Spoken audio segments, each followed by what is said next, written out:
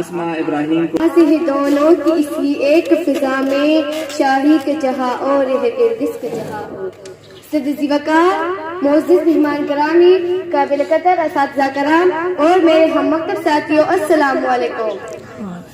صدر وقار، آج جس موضوع پر مجھے بات کرنے کا، گفتگو کرنے کا اور فکر کروانے کا، احساس دلوانے کا، توجہ دلوانے کا موقع ملا ہے، اس کا عنوان ہے میری پہچان ہے میرا پاکستان۔ عالی وقار، بالکل میری پہچان ہے میرا پاکستان۔ عالی وقار، میری آن ہے میرا پاکستان، میرا جینا پاکستان، میرا مرنا پاکستان، میری جستجو پاکستان، میری محبت پاکستان، میرے آباء و اجداد سے ملا تحفہ پاکستان۔ عالی وقار، اقبال کا تصور پاکستان، قائد کی جدوجہد پاکستان، لیاقت علی خان، فاطمہ جناح کا پیارا پاکستان۔ جی ہاں عالی وقار، میری پہچان ہے میرا پاکستان، میری پہچان ہے میرا پاکستان۔ پیارا پیارا وطن ہے پاکستان، آرزوؤں کا دلکش نظارہ ہے پاکستان۔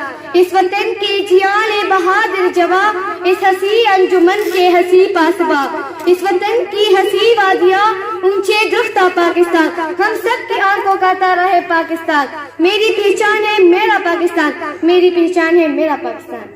عالی وقار، جی تو چاہتا کہ پاکستان کی ہر خوبصورتی پھول کر گلاب کے پھول کی طرح سامنے رکھ دوں، لیکن میرے پاس بولنے کے لیے 4 سے 5 منٹ ہے۔ ان 4 سے 5 منٹ لفظ پاکستان کی ایک حرف کی امتیاز بیان کرنا مشکل ہے، تو پورے پاکستان کو کیسے کروں؟ عالی وقار، کون سا پاکستان؟ سنیے، اگر آپ سن سکتے ہیں تو وہ پاکستان، اس کے چھوٹے چھوٹے بچے، نوجوان، جوان، بوڑھے نے پاک پوش کے شانہ بشانہ جا کر 1965 اور 1971 کی جنگ میں دشمنوں کو ان کا جواب پتھر سے دیا تھا۔ تو جناب صدر، آپ دوبارہ پاکستان کا نام روشن کرنے کے لیے ملت اسلامیہ امت مسلمہ کا پرچم بلند کرنے کے لیے جگانا ہوگا۔